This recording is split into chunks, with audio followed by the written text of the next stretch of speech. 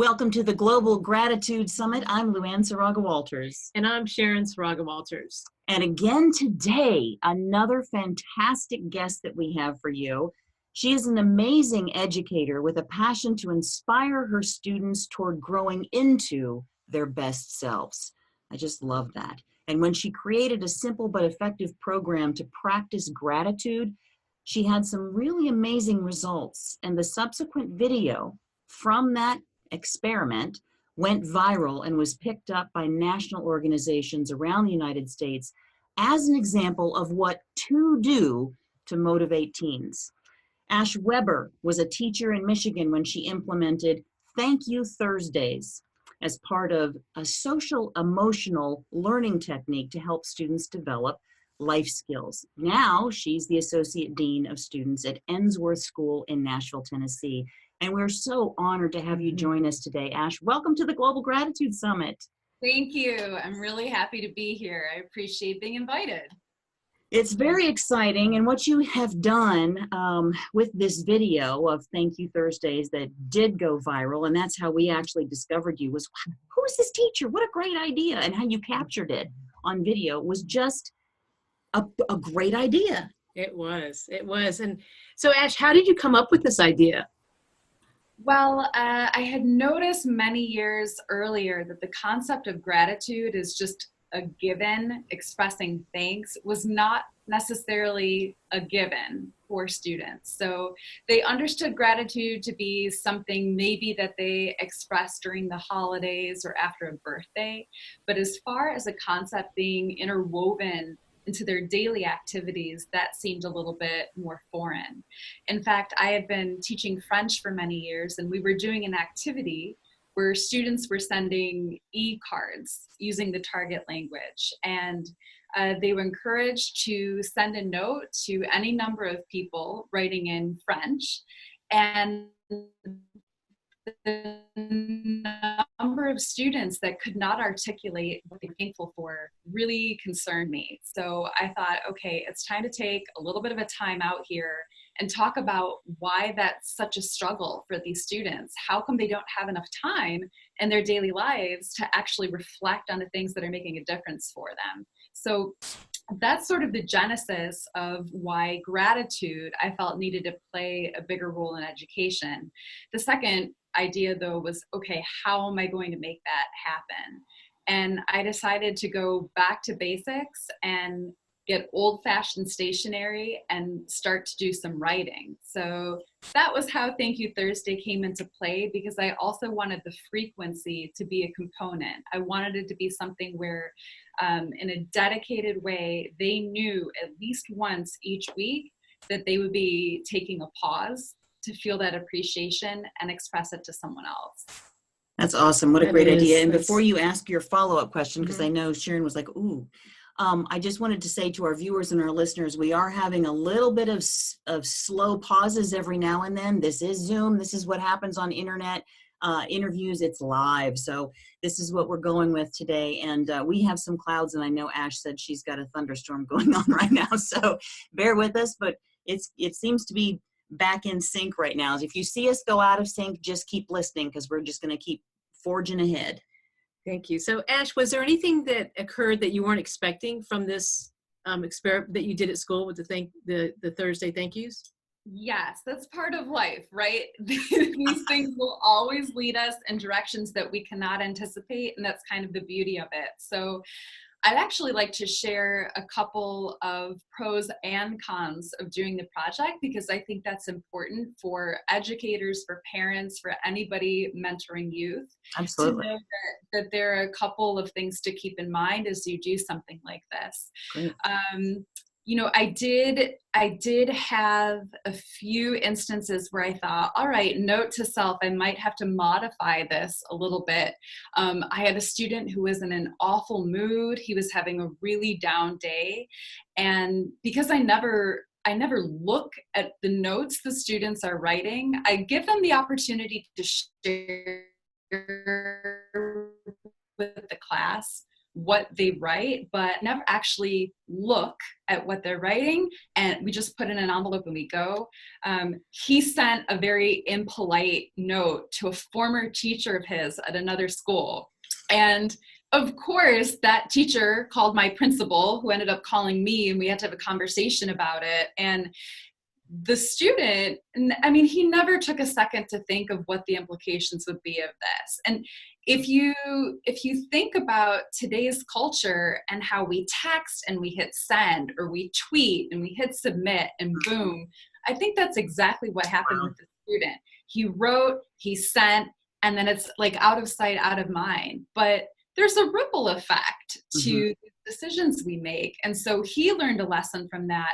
I learned a lesson, which was, forced gratitude can be very ineffective. And I'm sure as you speak to your other guest speakers, this is a concept that's going to come up. You can't force it. You have to foster it without forcing it. So that was one thing that I learned along the way. But as far as the unanticipated benefits, they have just multiplied over the years. I had a student whose family ate at the same restaurant every Friday night and befriended the server that they had. And so my student decided to write her a thank you note, finally articulating all the ways in which she had been so kind and so helpful to his family over the years. And when he gave that to her, it really touched her. And she shared that note with a couple of colleagues who showed it to the manager, who showed it to the owner of the restaurant, who immediately promoted her and gave her a raise. Wow. And she is still working in that restaurant, but I think she has a different sense of the help and beauty she's bringing in the world, serving different families every night. And that student and his family are still going there. And so that's something that none of us could have anticipated. Mm-hmm. And in the case of my student, that gratitude he had toward her was nothing new. What was new is that he actually put pen to paper and told her. And so this is what I'm really trying to drive home to the students. It's not always just to feel that appreciation in your heart. You have to share it, because that's what makes the world goes round.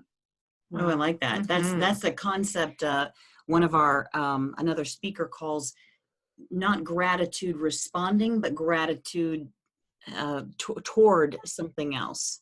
Yeah. So it's an interesting, it's more like an active form of gratitude with that. But the first example you gave, I still love that, with the teens writing the note to the teacher at the other school, and that's a life lesson too. And that's a skill that he learned to build, and it was an awareness of without that particular experience, he could have continued to grow up not understanding that type of repercussion of action, right? Absolutely. So he kind of needed that opportunity to fail, if you think about it that way. An off day. We all have an off day. And in reality, would I ever pen a thank you note when I'm having the worst day at work ever? Probably not. I would probably wait for my mood to regulate before deciding to express that, And so I need to keep that in mind as an educator. Okay, we have a variety of moods in the room. One way we can handle that too is giving the kids fair warning. Remember, on Thursday, you're writing a thank you note. Remember, for homework, write down the person's name in the corner of your notebook so you know. You don't want them to be caught off guard, because sometimes they'll do things like writing to their dog, which is really, it's sweet, but it's not at the same time. And, every so often I'll say, hey, I'm spending money on these thank you cards. So as much as you love your pet, let's choose a person who can respond. That's a different type of active gratitude, and we have different areas that cover that as well. So yeah. But I understand you're talking about in the classroom of, you're doing a human connection project, really. It's interesting how you're connecting it. Were you going to follow up with something? No, I think she covered that. Because yes. I wanted to get into the basis of what this project began as an extension of, which is something that I know you're familiar with, and I think many who are in education today are, because social emotional learning, or SEL, that really started to come into play, I don't know what, just in the past 5 or 10 years, something. Talk a little bit about that and what that is. Sure. I'd say SEL has been around for a long time, but probably it's gotten the most attention in the last 5 years or so. We've thought about it in different ways over the years. Veteran teachers are going to say, yeah, I've been doing that for a long time. You can think of it as character development. You can think of it, sometimes even ethical education will fall into line with that. Certain schools offer life skills programs, and so sometimes SEL components will be featured in those courses. But for me, it just became clear in the academic discipline that I was teaching is that there were things students really wanted to talk about, not to get me off topic or to avoid doing homework, but real issues that they were experiencing in their lives. And there wasn't any time to do that. Now, these weren't students that needed extensive amounts of therapy or counseling, and sometimes that is true of the demographic that we're working with. But these are students who were experiencing the everyday tribulations that none of us miss. I mean, none of us feel like going back to high school and experiencing that stuff again. That's but true. That's really true. Yeah, they needed an outlet to express it. They needed some advice on how to handle it. And I've been doing a lot of thinking recently about how much pressure teachers are under to devote every single minute they have in the classroom to their content, to assessing the kids in some way, but we're leaving connection over here.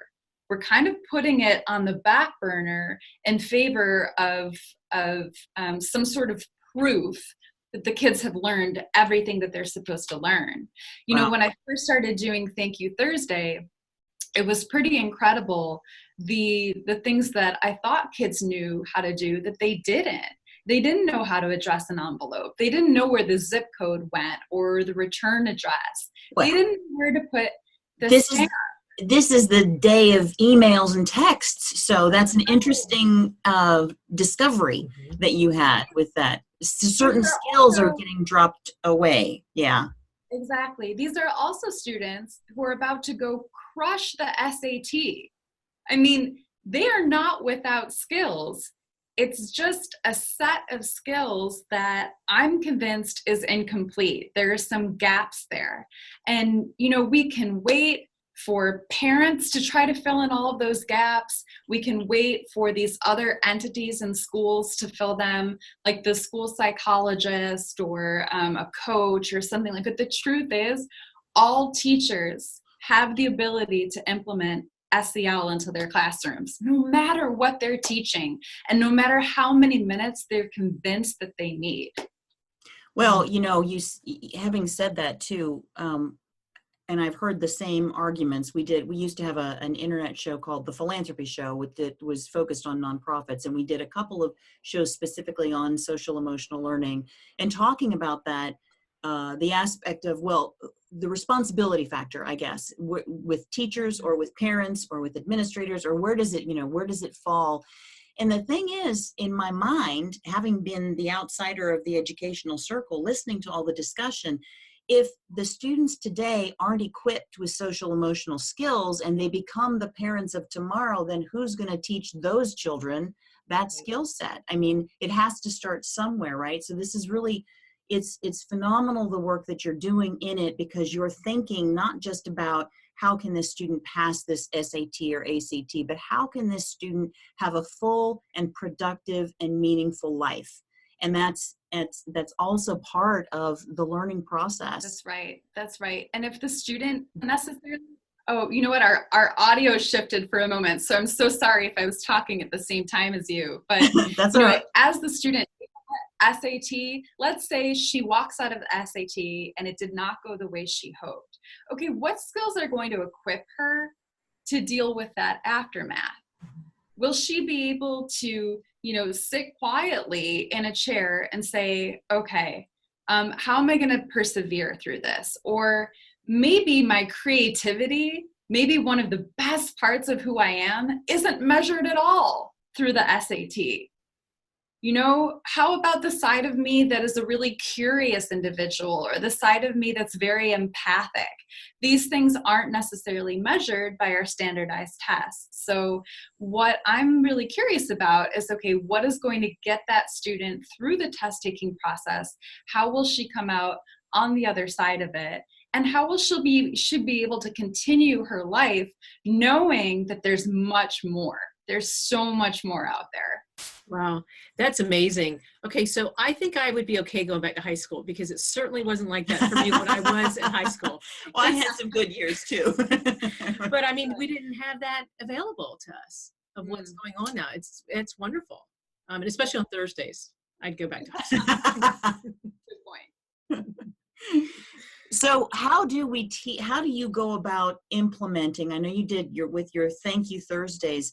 When you first rolled that out, what was the response? I mean, did they jump on board? Did they look at you with eyes crossed and go, "What are you talking about?" I mean, how did that get received initially? Well, what I would recommend for anyone is to make sure you're giving them a framework to understand that there's data behind this. There's data that says that having this set of skills is going to be the biggest predictor of health and happiness, not just in adolescence, but in adulthood too. I mean, we're talking long term. So there are so many videos online, you know, many of them, that we can show students that just kind of sum up really quickly why gratitude is important. I showed them a few studies. Okay. So that I gave them a little bit of data, not too much behind it.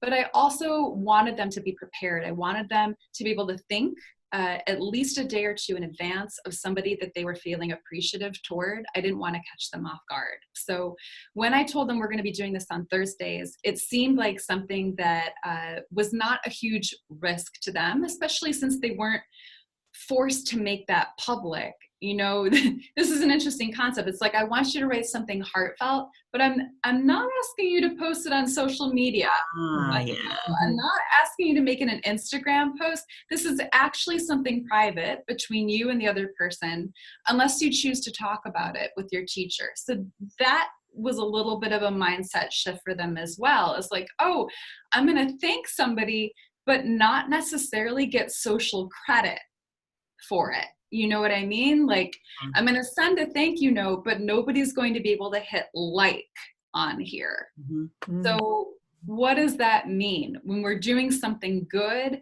without a whole online world knowing that we're doing it? I'd love for the students to continue to explore that notion.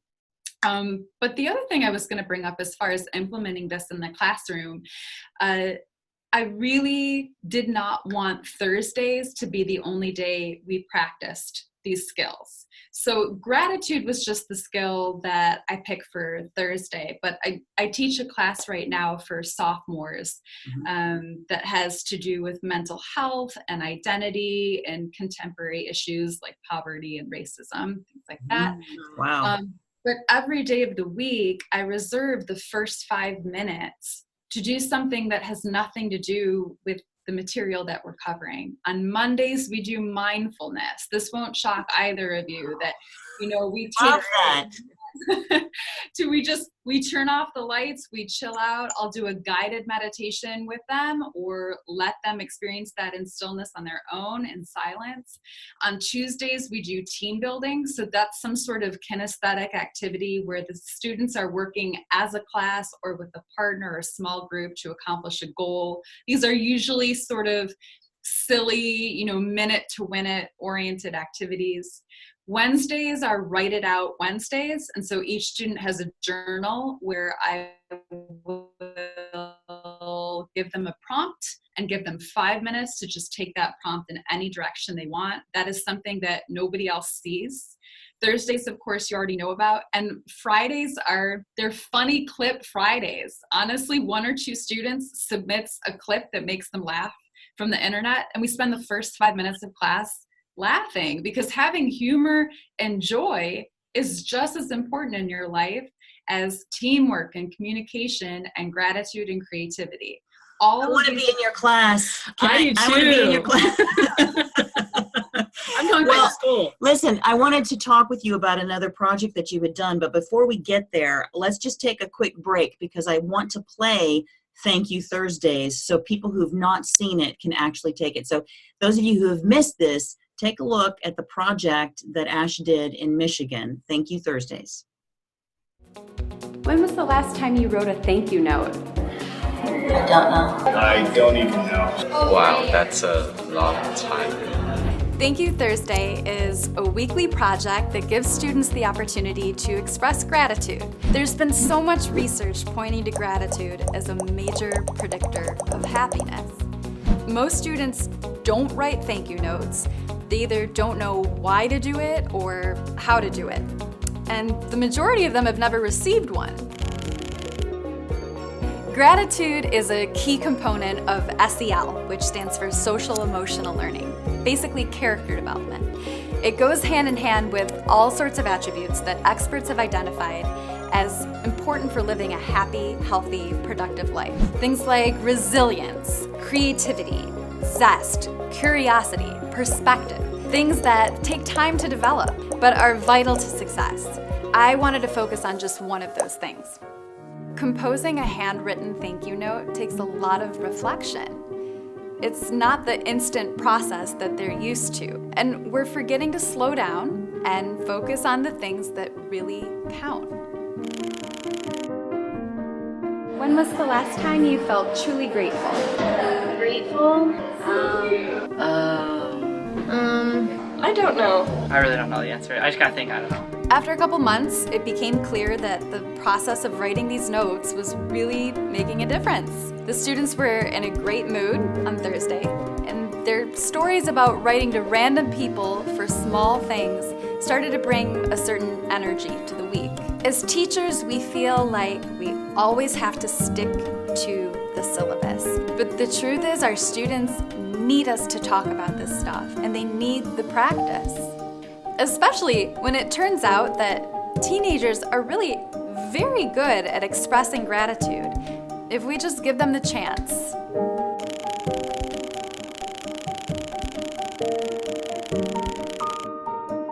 When was the last time you wrote a thank you note? Thursday. Today.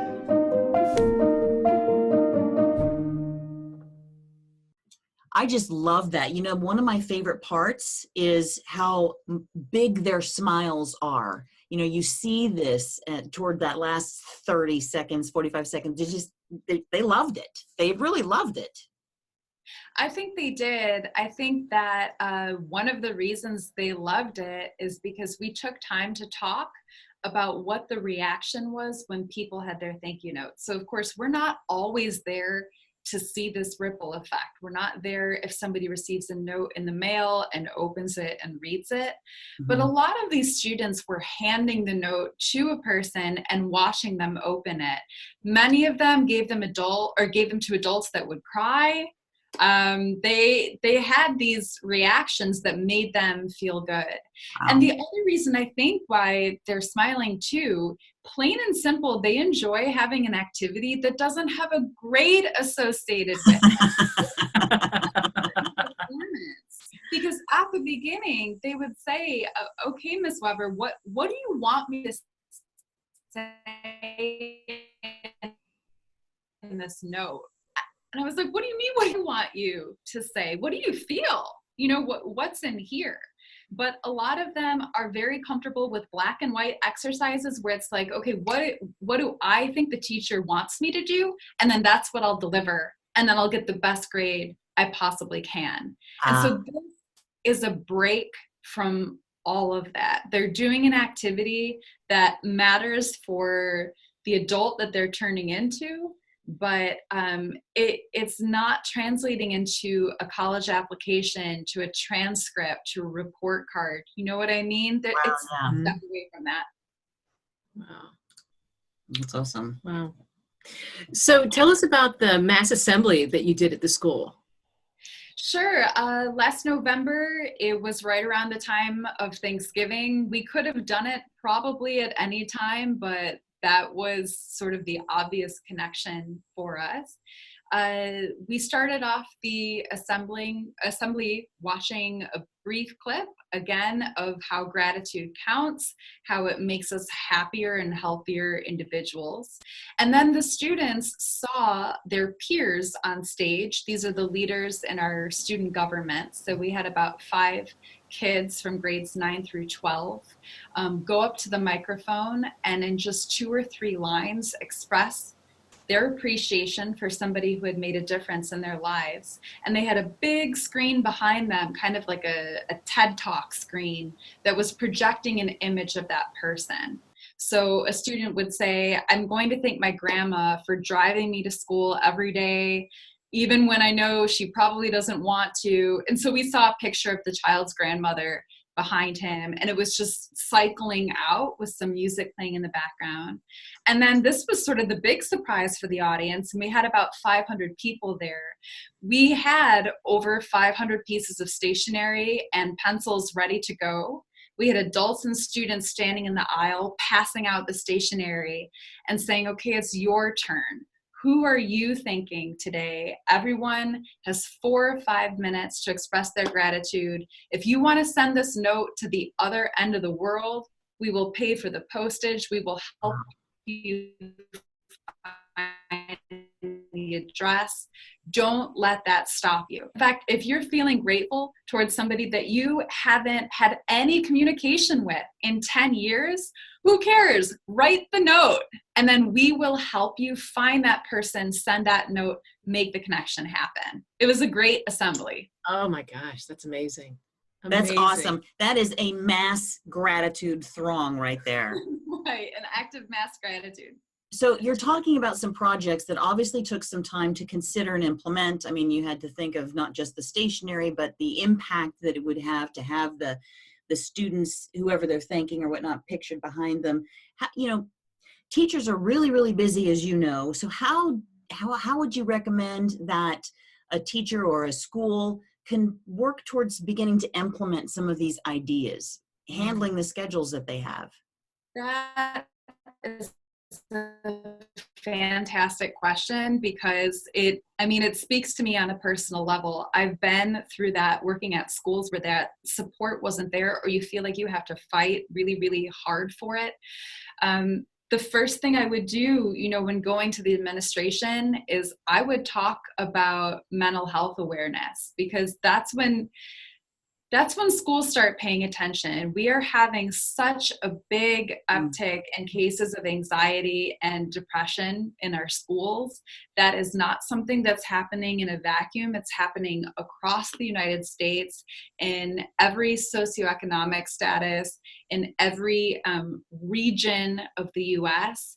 And talking to them about having moments like this, which I understand some schools can feel are maybe slightly on the crunchy side or risky side, these combat those issues. Having the chance to express yourself can help with depression. Having the chance to identify things that are going well in your life can help with your anxiety. So I would draw that connection with the administration. And I think most schools are open to creating corners for the initiatives, but if they don't have corners like that, teachers have to look. They have to look carefully and say, okay, what is not completely controlled by my school? What 5 minutes, 10 minutes, where does this happen? Does it happen before school? Does it happen during lunch? A lot of teachers have kids hanging out in their classrooms during lunch. And maybe even if you're not one of those kids that is going to see your teacher at lunchtime, what if the teacher says, hey, you know what? Once a week, I'm just hosting time in my classroom to talk. And part of that talk is identifying some things that are going well in our lives. But I think that this is an excellent question. We're so strapped for time. How are we possibly supposed to find more? And the other sort of difficult answer to that is saying, is what I'm teaching so crucial that I can't take 5 minutes at the beginning, that I can't take 5 minutes at the end. And if I can't, where is that coming from? It's Wow. because I'm being evaluated by somebody who's kind of leaning down my neck? Is it because I've convinced myself that the students are going to earn a bad score on a standardized test? But I would say to really challenge that notion, to really challenge that you need every single minute in your classroom for your discipline, because I don't think you do. And the more you foster those connections with your students, the more likely they're going to be engaged in the material that you're teaching. So the benefits are twofold. They learn how to express gratitude, and they also trust you more, feel connected to you more as an educator, so that they're in a place to say, okay, I'm going to give chemistry a shot today. I'm going to give Spanish a shot today. Wow. You know? That's a really interesting point too. And I'm just going to say this because we have a woman from Australia, Dr. Carrie Howells, who has spent the past 2.5 decades researching how to get students more motivated in the classroom. She's written, a part of her research has culminated in a book, Gratitude in Education, and she talks exactly to that statement that you just made of, when we can do these kinds of activities, we actually gain the trust of the students. There's a shift in their ability to it, and you've seen it firsthand through the projects that you've done too. We have picked your brain, but we have one final question for you. All right. You want to ask it? Oh, I'll ask it. So what is your personal definition of gratitude? Oh, I know that's the big one. I'd say that my personal definition of gratitude is being able to identify what is going well in my life and who has helped contribute to that. No matter what my mood is, no matter what the circumstances are, what is going well for me and who has been a contributor. Because we can feel grateful for tangible objects, and we can feel grateful for the actual human beings who are part of that. I think gratitude is a combination of both of those things, no matter what the stormy system is that's going on in here, whether you're having an awesome day or a day full of challenges, recognizing those things. Wow, that's awesome. And that's your really social great. Emotional connection. That's that human connection, right? Yeah. Wow. Well, Ash Weber, thank you so much for everything that you're doing in teaching and helping build the life skills of all of these teens and young people who are lucky to experience you. You're giving them gifts that will just ripple out from them to the next person. That whole 6 degrees of Kevin Bacon thing is well underway because of what you're doing, and we really appreciate the work that you're putting into it. It's thought out well, but it's also very heart-based. So we appreciate you and are grateful that we have teachers like you, administrators like you, who are doing the work that you're doing to improve our humanity with each other. I feel your gratitude, and thank you, Luann and Sharon, for helping get the word out. You know, there are people like this all over the planet, as you know, who are trying to bring these skills to the forefront and to also foster those skills in young people. Sometimes it's just a question of how do we bring attention to it? And that's what this summit is about. So I appreciate that so much. Absolutely. And we've got your LinkedIn profile that we've got connected with the Global Gratitude Summit. So if you want to know how to reach out to Ash, make sure that you go to globalgratitudesummit.com and look at her profile again and connect with her that way. And Ash, is there anything else that you had wanted to share on that? How people can reach out to you, connect with you? No, I think I'm good. The LinkedIn? Okay, excellent. Yeah, thank you so much for what you're doing. Really, the ripple effect from these students going out into the world, it's a world changer. It's exciting. It's very exciting. Thank you. Not give up. No, we're just beginning. I think it's just beginning. We're just beginning, but this is the end of this conversation. Thank you so much for joining us, Ash. Thank you.